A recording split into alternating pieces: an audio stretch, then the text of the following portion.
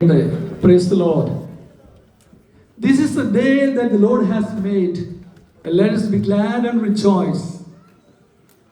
യേശുവിൽ എത്രയും സ്നേഹം നിറഞ്ഞ ഫാദേഴ്സ്, സിസ്റ്റേഴ്സ്, കോർഡിനേറ്റേഴ്സ്, സ്നേഹം നിറഞ്ഞ സഹോദരി സഹോദരന്മാരെ, കുട്ടികളെ, on this auspicious day, with a heart full of faith and joy, we welcome all to this blessed occasion of the 8th Regional Bible Kalolsavam 2025.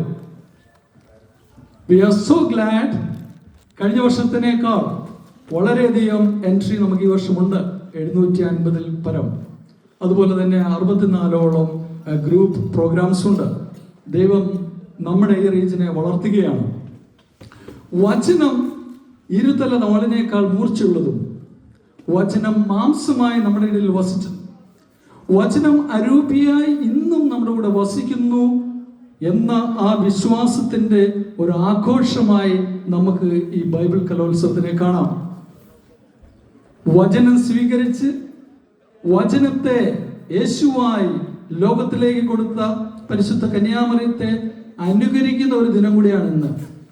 വെറും ആഘോഷത്തിന്റെ മാത്രമല്ല, വചനത്തിനെ പ്രഘോഷിക്കുകയും വചനത്തെ ആഘോഷിക്കുകയും ചെയ്യേണ്ട ഒരു ദിവസമാണല്ലോ ഇന്ന്. നമ്മുടെ കുട്ടികളും മുതിർന്നവരും സ്വീകരിച്ച ആ വചനം നമ്മുടെ ഉള്ളിൽ വളർത്തി ആ യേശുവാകുന്ന വചനത്തെ നമ്മൾ ഓരോരുത്തരും ഇന്ന് മറ്റുള്ളവരുടെ മുമ്പിൽ ഷെയർ ചെയ്യുകയാണ്.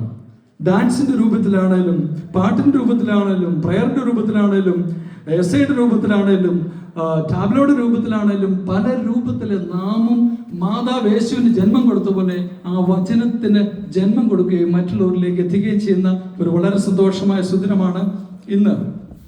അതുകൊണ്ട് ബൈബിൾ കലോത്സവം ഒരു കോമ്പറ്റീഷൻ മാത്രമായിരിക്കുമെന്നാണ് നമ്മൾ എല്ലാവരും ആഗ്രഹിക്കുന്നത്.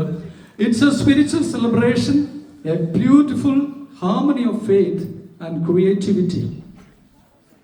May this gathering help us to listen deeply, share freely, and grow together the light of Scriptures. As we begin this blessed gathering, let's open our hearts and minds to the voice of the Spirit who still speaks through the Holy Scriptures today. May this day filled with enlightenment, inspiration, and the joy of fellowship in Christ. Thanks. Now, to invoke God's divine presence among us, let's join in prayer through a melodious prayer song sung by Annie and Sharin, and they will lead us to the presence of God.